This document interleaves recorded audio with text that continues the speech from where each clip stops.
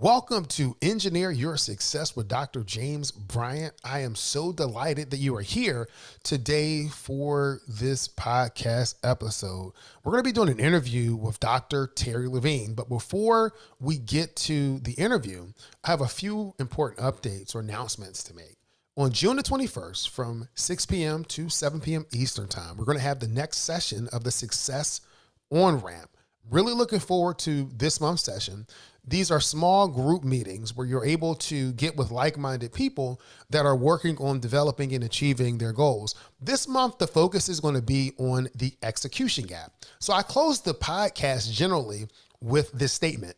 Many people know what to do. Fewer people know how to do it. And there's a select group of people that actually follow through, take action, and live the life of their dreams. So if you know what to do, you know how to do it, but there's some disconnect in you actually following through and doing it. That is the execution gap. And so we're going to focus the meeting on June the 21st on closing that gap. So be sure to use the link in the show notes, sign up so we can close that gap. The next announcement is it's hard to believe that on July the 19th of this year, we're going to release the 52nd episode of this podcast. One whole year of episodes. I think that's pretty cool. Really appreciate all of the reviews, the emails, the ratings, and everything that you have poured out in appreciation for the value that this podcast provides to you. I'll follow up with more information about how we're actually going to celebrate this milestone, but I wanted you to be aware, put July 19th on your calendar because that will make this podcast 1 year old. All right, now let's get ready for today's episode. In this episode, I interviewed Dr. Terri Levine. Dr. Levine is the founder of Heart-repreneur and is a business marketing consultant who assists businesses worldwide with business growth, sales, and marketing. Dr. Levine has a passion for helping businesses to grow and do business heart to heart. You can use the link in the show notes to connect with Dr. Levine. Now it's time to dive in and engineer your success. Hey, I want to welcome you to the Engineer Your Success podcast. My name is Dr. James Bryant, your host for today's show. And today I have an absolutely rock star of a special guest, Dr. Terri Levine. Dr. Levine, how are you doing today? I'm doing great. I'm happy to be with you and to create value and just dance and chat and make a difference. From what I understand, you're always creating value. You have many, many decades, even though if you're looking on video, she doesn't look like she's many, many decades old, but she has many, many decades of creating value in all different kinds of industries. So Dr. Terri, can you tell the listeners a little bit about yourself? Yeah, sure. I came out of college with a master's degree as a speech language pathologist, and I had no idea how to start a business. But there I went. I started my own clinic. I had no idea how to do sales, marketing, operations, and it was a mess. I'm being honest. It was a mess. And in the second year, I actually figured it out. And once I figured it out, I realized I was much better at running a business than actually being a speech language pathologist. So I grew that business into, back in 1982, this was a heck of a lot of money, $1 million a year. It was a lot of money back then. And then literally somebody came in off the street and bought my business. So I started a second business, totally different. It was an art business because I wanted to bring art to the middle class. And then I've run many kinds of businesses since. Right now, for the last 31 years, I am a business consultant, and that's where I'm at home. That's what I love doing. That's what you love to do. Now, was there a time that you went back into kind of corporate America or went back to your job? You know, because talking to a lot of different entrepreneurs, they build businesses and then life is happening and they're making these decisions and they're like, well, let me see how this will work. Yeah, I tried to gloss right over that and was almost hoping. However, it is important. My ego really got to me at one point. I had all these successful business enterprises and a company offered me a lot of money and stock options to be CEO of a national healthcare company. And those were the 5 most miserable years I've ever had, and Oh, being wow. transparent. The company loved me. I hated being in the CEO chair. I hated not being with people. I didn't feel like I was making a big difference, even though I was financially. And after 5 years of being miserable, I finally said, I'm out of here. And that's when I started my consulting Oh, business. wow. So was it the loss of connection to people and making that kind of measurable difference or impact in that way? It for me, it was about making transformations in people's businesses and lives. And by being the CEO, I was basically managing numbers and getting people to be more productive and getting more income and bigger contracts. And the company really didn't care about the people. People were replaceable, me and everybody else. They're just little tools to help make more money for a public company. And it just didn't fit who I am. I didn't feel an integrity, and I felt like I was really doing work that was worthless. Hmm. And I had to ask myself, what is the meaning of my life? And I said, it's not this. Wow. So if someone were to ask you, who are you? Because you said that that wasn't you. Someone would say, Dr. Terri Levine, who are you? What I, would your answer be? I can answer easily. I am someone who creates transformation in all of my relationships. Wow. Now that is powerful. Creating transformation in all of your relationships. So with all of the different things that you've done, primarily on this podcast, we provide tools, tips, and techniques to help engineers win at work and at home. Now, I'll let you in on the secret, and most of the podcast listeners already know this. Engineers are people too.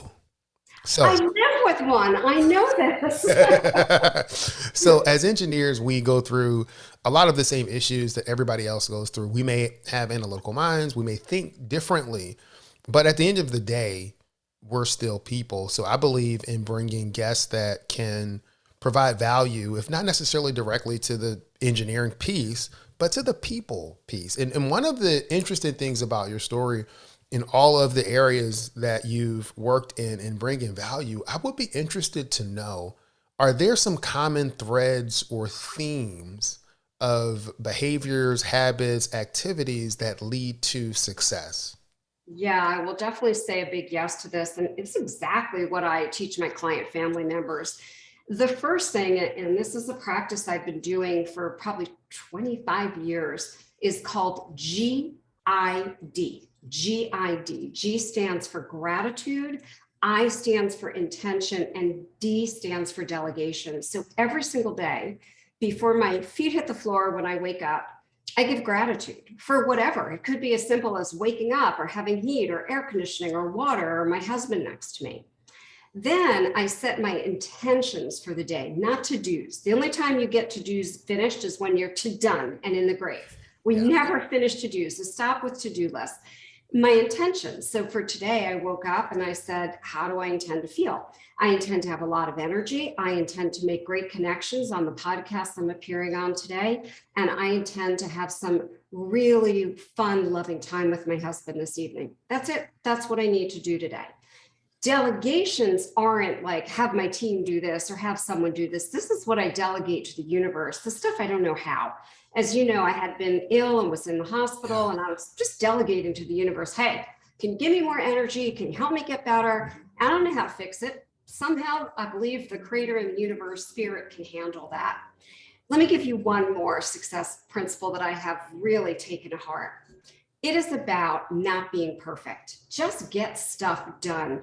If I waited to get my books out there until they were perfect, they'd never be out there. Yeah. If I waited for, the perfect marketing piece or landing page, it would never happen. So it is just about, there's a comedian that we know, get her done, right? Get her done. Yeah. That's my philosophy, and that's how I live. And those are my major guiding principles. No, I think that is great. So it's gratitude, intention, and delegation. Gratitude, intention, delegation. I just want to keep hammering that home. It's interesting, Dr. Terri, my wife and I last night, we have just recently started instituting kind of a digital shutdown. So we're shutting down our electronics, our phones, and kind of putting them toward the side in the evening, Of course, the kids are freaking out. They're like, what am I going to do? Life is over. My one son went to sleep really, really early one night because it was like, I don't have anything to do. Nothing to do. Yeah. Yeah. But the one exception will be I'll use a Remarkable 2, just a e-ink tablet to take notes. And so my wife and I were laying in the bed last night and we began to just create a list of things that we were grateful for. We were just practicing gratitude before, going to bed. And it was really cool because so I would write something and then I would give it to her and she would write something and she would give it back to me. And I was like, I can't remember the last time that we've sat like this and just chilled out, not thinking about email, not thinking about work, not thinking about clients, not thinking about anything else, but just being there and being present. And so that gratitude practice is definitely something that we're looking to continue to build even in our own personal lives. Absolutely beautiful. I love what you did. That's beautiful. And it is interesting since you mentioned like taking a technology break. In the last about 5 years, I started living a very minimalist lifestyle. Mm-hmm. Very. And my husband and I, thank goodness, we're blessed. We're financially set. We tithe 90% of our income to a foundation. And we decided to live very minimalist. We don't need fancy cars. I don't need the photos everyone puts on the internet in front of a Lamborghini or, their little McMansion or whatever. I don't need any of that. I just want to experience my life in the moment and create joy in the moment. And I found that when I really started living as a minimalist and simplifying my life, that meant having very little technology to distract me from living my life. So I really honor what you and your wife are doing. Yeah, the distractions get in the way of you making progress. Yep. And you want to limit those distractions if you really want to make progress. So, I've been looking back at some of the past episodes of the podcast, and one of the ones that tend to rank pretty high are the ones dealing with communication. And so what kind of tools, tips, and techniques would you have just to help people be better communicators? So as a speech language pathologist, obviously communication was the key for me. And also as a positive psychologist, clinical psychologist, and a life coach, it still is. I'm going to say that the number one thing, and you're going to be like, that's so obvious, and simple sometimes is the most important. It is not about speaking. It is about hearing and not with your ears. It is listening to what's underneath someone's words, the emotion, the heart-to-heart connection, the feeling. And if, as someone is talking, you start having thoughts in your own head, like, oh, I want to interrupt James and say this, or when James is done, I'm going to start a sentence and it's going to begin with I, then you're all in your head and your ego is not your amigo, okay? Mm-hmm. That's all about you. So be more interested than interesting. And that is my goal. It's always to hear the other person really deeply and to make a heart-to-heart connection. My company is called Heart-repreneur because we're all about making heart-to-heart connections. I think that is great. And that's something that even I have to guard against when doing podcast interviews, because I'm listening to what the individual is saying and I'm thinking about, okay, what's the next thing I'm going to talk about? Right. But I've had to, even at the cost sometimes of forgetting the point that I wanted to make, just say, okay, I'm just going to listen, and whatever flows next is what's going to flow next. So one of the things I know as a coach, myself and you have to talk about and have to really, I think, enjoy is the power of curiosity, just being curious about other people, being curious about different ideals. So Dr. Terri, what are you curious about these days? Oh, that's such a good question. And I talk about being open and being curious all the time. I'm so curious about energy. I believe in energy. I believe everything in the universe is energy. I believe we're energy. I get all that. I've read books on quantum physics. However, how does that energy get used for the greater good? Can I tap into some form of universal energy to heal myself, send more love to myself and to others, and to what's going on in the world? Mm-hmm. So I've been watching tons of videos, reading tons of books, because I'm super curious about how do we harness that power of energy for the greater good? And that's kind of where my logical mind has been recently. Okay. And so I would even say, how do you use that energy to help you create solutions for the things that you see around you? Yeah. And if you're an engineer and you're dealing with something in the office, you're dealing with, let's say, a people issue. I'm not going to say a people problem because people aren't problems, but just a people, an issue. How can you call on that energy? How can you then look to be creative about finding those solutions? If you have a design problem where you're coming to this deadline, you have something to do, how can you institute these practices to get your mind open to be able to see and hear and move forward with solutions that you may not otherwise be thinking of? So I always try to tie the concepts that we're talking to back into something that our audience may be able to kind of take home and do something with. I can tell you in talking with a very close friend of mine who's also an engineer, he used to say a lot, I just can't see it. Mm-hmm. And I said, yeah, of course you can't see it because you keep saying, I just can't see it. Yes. So I've encouraged him just to be open and curious and say, what if I look at this differently? And that's one thing that I learned from kids. I love watching kids, right? They're just open and curious. They don't have, I can't see it. They're always trying to figure it out. There's got to be a way. My great niece was trying to figure something out on my iPad, and it's something that is pinned and locked. So she's not going to be able to access it. I let her play with it, struggle with it for over 2 hours. It didn't stop her. She kept going and she kept finding really interesting ways. And I actually said to my husband, I think she's going to figure it out. Given enough time, she would have, because her mind came from openness and curiosity. I think it's a great lesson, especially knowing many engineers. Yeah, it's being, because a lot of us, we're locked in our ways. Like you have different specifications, you have different design methods.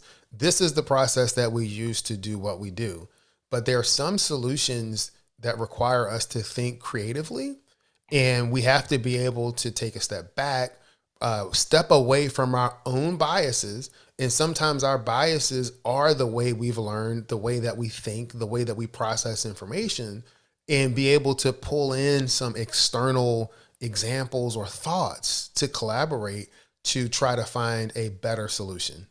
Yeah, that is great, and on point. And I would just ask all the listeners to really breathe that in. Like, that is a huge takeaway. Be open and curious and allow yourself to just go, I don't know what I don't know. Let me look at it differently. It's going to really help you in your career. Yeah. And I'd say it's okay to say you don't know. 100%. It is absolutely okay to say you don't know. If you know everything, then that's a problem. Yeah. Because your circle isn't big enough. If you know everything, that's a problem. But it's okay to say you don't know. It's okay to ask for help. It's absolutely okay. It is not a sign of weakness. To me, it's a sign of strength, because you're strong enough in your abilities to say, you know what? I don't know this and I want to learn and grow. So let me ask. Brilliant. Brilliant advice. Well, thank you. Look, this is not about me.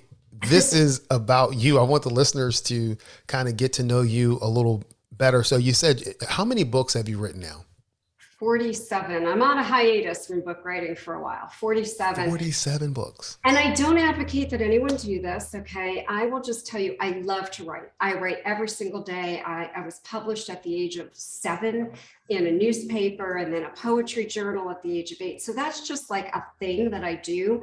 I am very blessed. I've had some major publishing houses publish me, and it's another way that I can add transformation. And so it's been something that I just love to do. It's more of a hobby, and yet I've been able to get paid very well for it while helping people transform their businesses and their lives. So what are some of the tips, or not even the tips, what are some of the situations that you've kind of walked into to help people transform their businesses? Because there may be some business owners that are listening to this, or key principals that are listening to this, that may be looking for some things to apply to their business. I won't say the name of the business. I'll tell you the story about the business, though. They called me in when the CEO and the director of operations were kind of butting heads. Mm-hmm. And they needed to scale some things down, and they both had visions that were miles apart. And so I taught them some tools of how to have a conversation, how to listen in a conversation, how to not even bring your opinion and your ideas, and how to show up as a blank slate. And the first two sessions, they still were wanting to jump in. And what I did is I used a pen, and I have one on my desk, and I said, this is the magic wand. When you have the magic wand, you speak. Until you have the magic wand, you zip it. And it took two full meetings to get that to happen. And then they showed up, and one of them had made this really funky little wand, and they were actually doing it themselves, which is so cool. And then they taught their teams to do it, which was also cool. What happened is a new outcome came out. It wasn't the first person's outcome or the second person's, because out of contrast, something new gets to be born. Yeah. And the solution was not only like incredible, they got buy-in from their teams. So that's one example for you right there. No, I think that is great, because what you're talking about is this process where they're able to talk with each other and not talk at each other. Yes. In a sense, because you're hearing what the other person is saying. And if you're truly hearing, then that should impact how you're going to package what you need to say or what you're trying to say. I always say that everything I needed to learn about effective communication, Dr. Terri, I learned in the first 3 years of marriage. And that is because my wife and I have two absolutely totally different communication styles. And I had to learn how to package what I was communicating in the way that she could receive it, hear it, and do something with it. Not necessarily do what I wanted her to do, but at least be able to understand it to the point where she can make a decision. And I also say, when in situations like you're talking about, there's a big difference between wanting to be heard and wanting to be obeyed. Mm-hmm. Many people say they want to be heard, but they really want to be obeyed. They want to share they want to share with you this is what I think is going on, and I think the team needs to do this, and this is where we are, and you're listening, and you're, yes, I hear you reflecting back, but you go and make a decision. If the decision doesn't line up with what they said, they're going to come back to you, and you know what they're going to say, Dr. Terri? You didn't hear me. I knew you were going to say that. Yep. And, I can relate, because I am a specialist in communication. Mm-hmm. I love to speak. I love to listen. My husband, with his lovely engineering mind, he comes at everything with like a director approach, and this is how he sees it, and this is how he hears it. And we had that, I knew you were going to say that, because we had that very same thing in the beginning of our marriage, which is well over 40 years ago. And in the very beginning, I'd be like, you're not listening to me. You're not here. I hear you. And I don't want you to hear me. I want you to listen to me. It's like, I don't know what you're talking about. And so, obviously we've worked through that extremely well, and it's really fun. He's been to some of my live events, and although he's not coachable, I'll tell you that he's learned from being at my events, and he'll say things to me like, so what do you think is working right? Or I really want to hear about your day. And I'm like, what? So all of us are trainable. These are skills that we can learn. And whether it's in a marriage, or whether it's with our kids or with our parents, or even with our employees or employer, if we care enough, we can shift our own behavioral communication style. Yeah. So listen, Dr. Terri, I want to just continue to thank you for adding value. I don't know how much longer we're going to be here, because we said we were just going to start and have a conversation. But if there were a few kind of value adds that you would give to the listeners of the podcast, what would those be? So I'm going to give you a real basic thing. I told you that when I started my first business, I was failing. Mm-hmm. And I didn't have money. I mean, at that time, my husband and I were broke, out of college, loans, beat up cars. We had nothing. We had furniture. And I made an investment in a mentor by the name of Zig Ziglar. Mm-hmm. And that wiped out our savings. And I realized that if I didn't invest in myself and my business, I wasn't going to make it. That was the best investment I ever made. Don't forget, that business in a few short years went from $0 to $1 million. So get someone, whether you're getting promoted to a new position, get someone to help you with learning how to have coaching skills as a leader, not as a manager. We don't manage people, okay? You can manage things, not people. We can lead people. And just really get someone who can help you, whether it's for your company, for yourself, personally or professionally. if you're not growing every single day, then what is there, right? I have 8 coaches and consultants right now. So I just really put that out there and encourage everyone to find someone who you can invest in, who will take you under their wing, nurture you, and help you achieve what they have. No, absolutely. I think that the biggest investment that you can make is the investment into yourself, because Amen. that's really what you are doing. You're investing in yourself to get the skills that you need to take yourself to the next level. I was talking to someone, I think it was yesterday, and I was, even before that conversation, just thinking through, people were talking about getting a promotion. And what came to mind for me was a grow motion, that you're going to grow your way to the next level that you want in life. You're going to grow your way to the next level that you want in your business.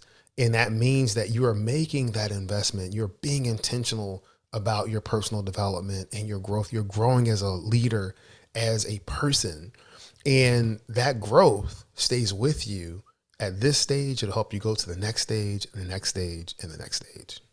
I love that. That's a great new word. Coin that one. I really like promotion. That resonated. Well, Dr. Terri, again, we're going to have a link to your website or your group, whatever it is that, however you want people to get in contact with you. We'll have that in the show notes. I'm going to thank you again for adding value to our audience. I'm going to end the podcast like I end every podcast, which is, many people know what to do. Fewer people know how to do it. And there's a select group of people that's actually following through, doing it, and living the life of their dreams. And I want to thank you for being part of that select few, because you are doing it. You're living the life of your dreams, and you've definitely added value. Thank you. Thank you so much. It's been an honor to be with you.